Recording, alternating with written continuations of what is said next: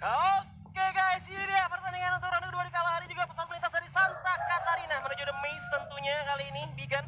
Ya, lebih adil ya daripada game yang pertama tadi di Bermuda, di mana pesawatnya agak sedikit lebih ke kiri dan sulit untuk para pemain bergerak menuju ke sebelah kanan dari map. Sementara untuk di Kalahari sekarang, pesawatnya benar-benar membelah rata dan setiap tim memiliki areanya sendiri. Bahkan dari BG pun tidak ada gangguan sama sekali, sama seperti sebelum-sebelumnya di Stone Ride. Benar, tapi di Bayfront kita lihat ada dua tim di sini, Siren dan juga First Rider nampaknya yang udah melakukan tembakan juga dari arah Siren.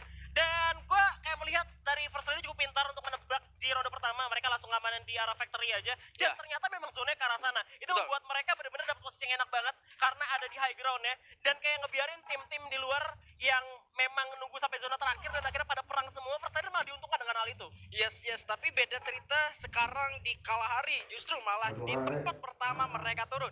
Di sana sudah mendapatkan gangguan dari teman-teman Siren Esports, yang mana di sana sendiri untuk di game pertama itu mendapatkan hasil yang tidak buruk juga, masih cukup baik untuk awal-awal pertandingan. Bener, tapi gue ngeliat kebiasaan juga untuk di hari ini sama halnya seperti di play-ins ya. Mereka kalau misalkan ngelihat musuh gitu ya, atau tim lain masih cabut dulu untuk ngambil resource lagi. Dan kita juga ngeliat ada MVP di sana, FR Darkol dengan seperti biasa ya. Ini wajah yang kita gak asing banget karena sering banget menjadi MVP Bigan. Yes, dengan 5 poin eliminasi dan mengumpulkan 3.427 damage satu game saja. Ini artinya kita sudah tahu dari seorang Darkol sendiri itu sudah sangat profesional sekali dengan penggunaan double snipernya ya. Benar, pastinya. Dan benar-benar kayak nyusahin lawan banget. Ya. Dan kalau kita lihat kali ini benar-benar first ridernya coba untuk cabut dulu dari Bayfront. Dia nge-looting terlebih dahulu, ngambil resource sebanyak mungkin. Yang pastinya untuk menuju ke arah mid game sama late team kayak tadi gue takutnya. Dan juga memang zona-zona ketiga tadi 4 bahkan masih 11 tim. Kayak masih banyak banget. Dan itu kayak apa ya, jadinya itu zona yang bakal kayak ini aja, menyusutkan kayak tim-tim yang bakal main nanti. Jadi kayak tergantung daripada zonanya. Jadi zona menentukan hasilnya nanti. Betul.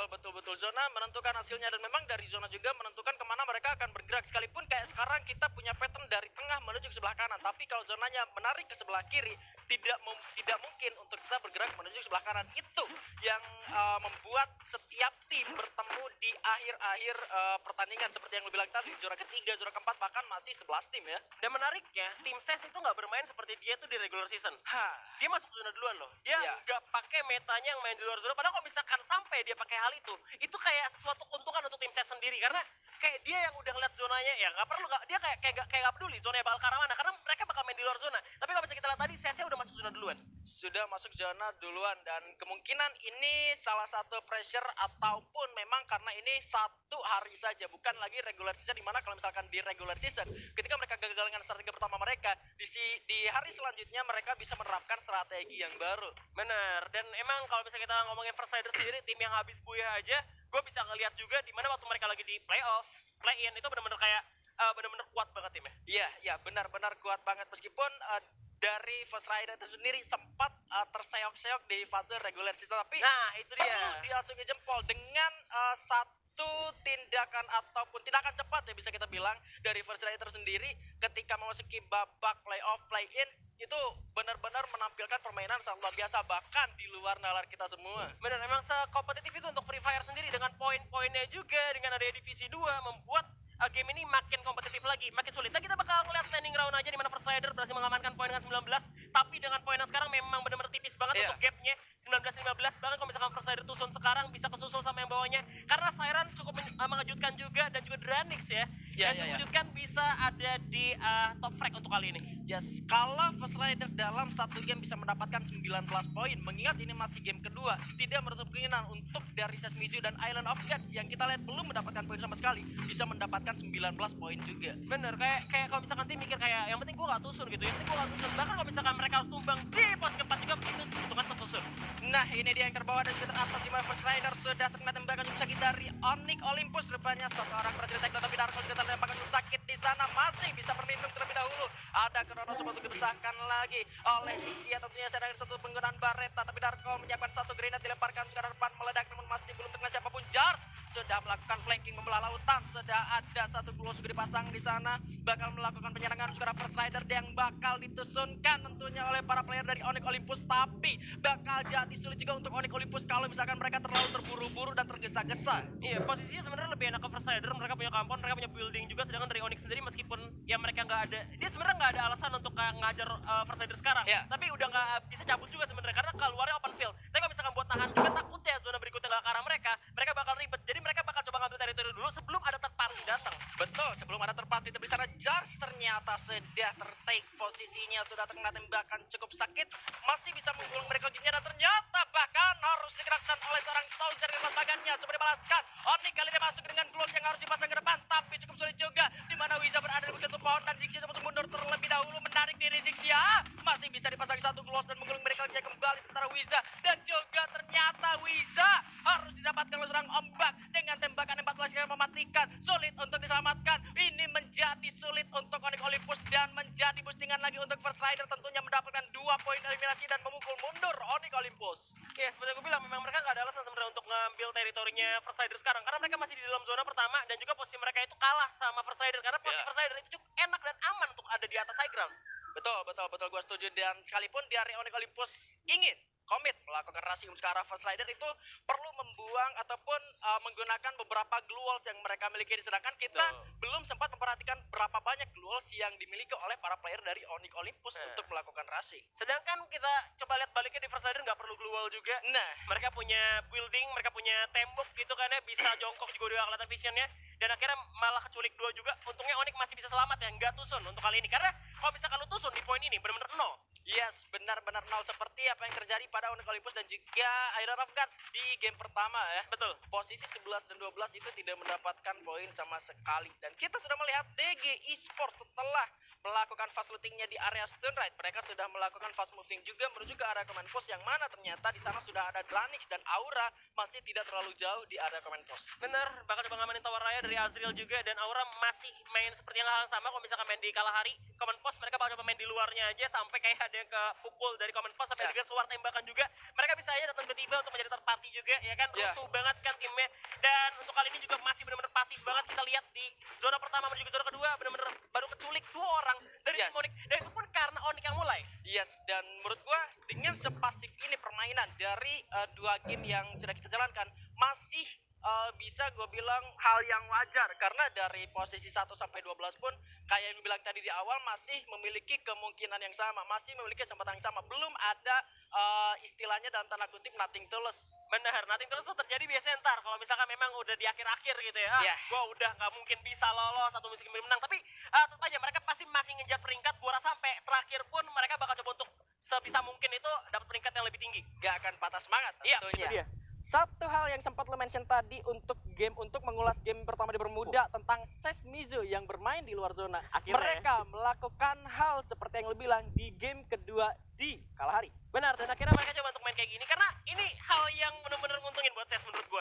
Karena ketika mereka ngelihat musuhnya apalagi pada perang semua di dalam zona, itu ngikis cepet banget, dan Ses coba untuk nahan terlebih dahulu di arah belakang, mereka bisa dapetin kill juga. Jadi bakal nguntungin banget, bahkan mereka bisa buya loh. Bahkan mereka bisa mendapatkan buyahnya ya untuk dari Sesmizu itu sendiri, dan posisi dari Sesmizu juga tadi kalau gue nggak salah lihat emang mereka nggak terlalu jauh juga dari zonanya, sama halnya dengan EVOS yang di Bermuda tadi memainkan klasik EVOS-nya sekarang, tapi untuk di Kalahari sudah berada di dalam zona, dan ini dia 3 tim, bahkan ternyata sudah ada 5 karena ada Yevi juga di sana. Bion berhasil melawan seorang Borgai di sana dari tim Dranix Esports, entah dari arah mana seorang Bion berhasil mendapatkan 1 poin eliminasinya. UAV-nya benar-benar jahat, benar-benar jadi kang cepu. Ternyata di sana Hens berhasil melawan Arul dengan tembakan dari AS94-nya berhasil dikonfirm menjadi poin eliminasi di end, karena kalau nggak nge-end nggak Nah, ini udah ada ini juga WB juga ya, dan EOG Ya. udah ngeliat posisi dari adanya DG sama Dranix tuh bisa kelihatan kayak satu squad gitu, kayak satu tim. Ya, Bahkan ya. ada Siren juga karena kelihatan merah semua, ada Aura juga, jadi dari IOG sendiri harus lebih menahan kesabaran. Jadi jangan terlalu emosi untuk ngehajar lawannya. Kayak udah dapat poin kill kayak gitu itu udah lumayan banget. Tunggu sampai musuhnya ada tembakan lagi, kita lihat lagi kira-kira ternyata oh ini clash, ternyata musuhan. Jadi lu bisa tahu nih, lu bisa nge-flanking dari sisi mana. Yes. Dan dari area command post sendiri belum ada yang mengisi area tower paling atas ya.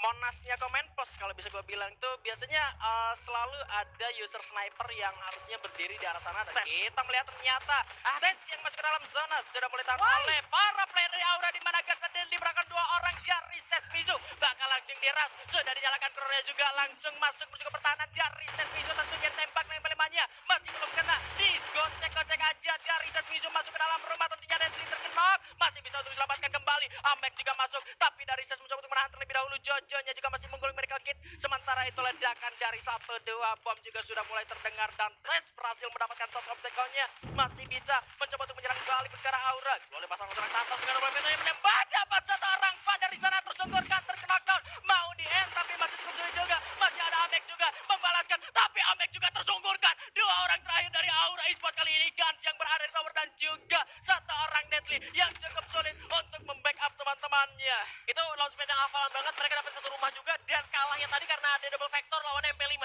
Dan kayaknya masih war lagi kali ini karena Ses bakal naik atas tower. Malah diras balik kali ini, Auranya mana bang di atas tower langsung dihajar bisa-bisa oleh Ses, tapi Gans dapat 1 orang Thanos dikenakan begitu saja. Dan juga masuk, Jojonya sudah tersungkurkan oleh seorang Gans kali ini. Gans, Deadly dan juga dapat 1 orang dan malah Sesnya yang rata, ya ampun. Itu dia shotgun dan juga SMG yang kuat banget di jarak dekat dan gagal karena ada glue wall juga, tapi bakal ada war lagi karena DG juga dengar suara tembakan. Bahkan Dranix juga ikutan, IOG bakal coba melipir ke arah luar terlebih dahulu. Sedangkan dari Aura bakal ngamanin towernya.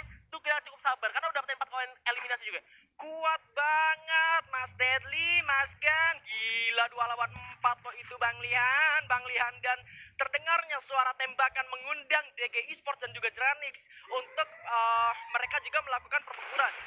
Dan juga kita bakal ngeliat ada spotlight tadi di mana tadi Ses coba untuk menabrak, tapi sebenarnya dia nggak sadar kalau misalkan di sana ada Aura juga karena udah ditembak duluan, tapi yang ke rumah karena udah hafalan juga dia bakal coba untuk masuk ke defense terlebih dahulu dan Aura yang nafsu. Ya kan? Ketika ada dua yang lumayan banyak juga, akhirnya Aura coba untuk ngirim 2-nya ke atas karena 2-nya dibawa kalah, lawannya juga Vector gitu kan double ya, jadi kalah juga posisinya. Tapi ternyata Deadly sama Gans untuk mengamankan Aura dan juga posisinya untuk sekarang. Gokil dan justru PR untuk Aura sendiri cukup sulit karena mereka harus kehilangan 2 playernya, sementara dari tim yang oleh masih 11 tim, itu artinya hanya Ses Mizu yang sudah terpulangkan ke lobby bakal tertahan posisinya.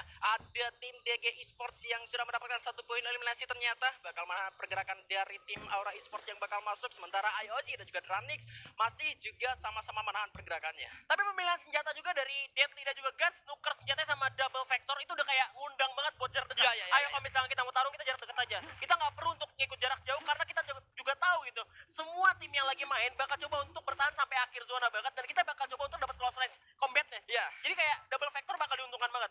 Double Vector bakal diuntungkan banget, apalagi seorang Deadly mengundang tim-tim yang lain untuk melakukan jarak dekat. Sementara Iki di arah lain berhasil melakukan seorang Justin dengan VSS-nya langsung dipulangkan sekarang lobby. First Rider masih mendapatkan zonanya, tapi ketemu lagi sama Onyx di sana. Tayo juga harus dipulangkan ke lobby. Kembali bertemu dan 4 poin eliminasi diamankan oleh First Rider depan, dan bahkan zonanya sudah diamankan oleh First Riders. Iya, kita lihat aja nih zonanya bakal dapat lagi atau enggak. Biasanya kalau misalkan pada lagi ngumpul semua mereka rata-rata udah pakai info box, tapi IOG mulai mengamuk kali ini. 2 orang terkena dan dari DG Esports sama Jafra bakal sebelumkan reviving dan Abang Cikan kalau faktornya bakal serang Lord di sana. Coba turun terlebih dahulu, sekarang pasang lual dulu, tapi dari atas serang Abang coba ke jumpsuit. 2 keluar pasang serang Lord, cukup sakit suaranya. Coba ngelipir memutar, ada yang juga di sana. Beyond masuk ke pertahanan dari DG tentunya, tapi zonanya sudah cukup sakit juga. Sayang sekali harus dilakukan 1 orang. Jafra sudah mulai turun, Abangnya udah kenok, Faix sekarat sudah kali ini masuk ke dalam zona selanjutnya. Dranix juga menahan, ada Aura di luar sana. Razor menembak ke arah depan, sudah berhasil sang Fatman di sana. Lord masuk, horror kill dulu yang dari tadi gak kelihatan, harus terpulangkan ke lobby dan Jafra masuk ke kandang ayam, isinya harimau bosku. Terpulangkan ke lobby, Island of Gods masih hidup, sementara di sana Dranix pun dieliminasi posisi ke-8, sementara Siren juga menahan pergerakan dari Aura yang dipulangkan di posisi ke-7. Tapi 3 player Siren harus terkena knockdown juga di sana rupanya. Ini kita juga kalau misalnya posisi dari Alam harus tumbang juga harus tusun karena mereka harus dikejar oleh zona. Dan menariknya adalah EVOS dan juga pastinya First Rider udah ada di zona duluan. Tinggal 4 tim tersisa di zona ke-5 kali ini, di mana Siren bakal coba ketemu sama RBR terlebih dahulu. RBR pegang high groundnya, dia dapat juga di tower, tapi ternyata sejajar sama high ground dimiliki sama EVOS. Gua rasa untuk kedua tim ini antara mereka clash atau mereka bakal tumbang dan jadi makanan EVOS doang.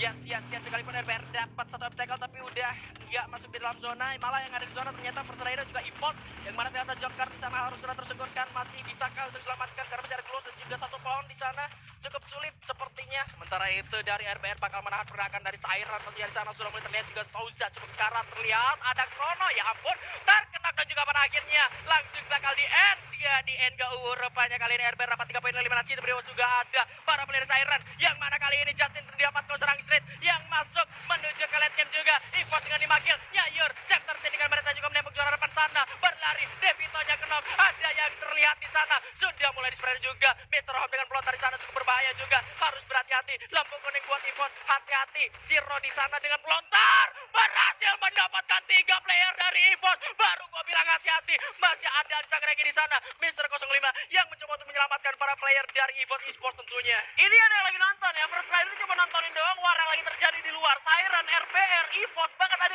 Mr. Home dengan pelontarnya cukup baik banget. Itu benar-benar bagus banget karena 3 orang langsung tumbang. Tapi ternyata First Rider bakal ketemu juga sama tim EVOS. Kali Siren bakal tumbang juga oleh tim RBR. Masih maju lagi. 3 tim tersisa. First Rider 8 poin eliminasi. Darkon sekarat. Ombaknya cukup percaya diri tapi gagal. Ditumbangkan di posisi ketiga. RBR sisa 1. Akankah ini harinya untuk EVOS? Zero-nya coba untuk melawan 2 lawan 1. Tapi Zero tidak mampu lagi melawan.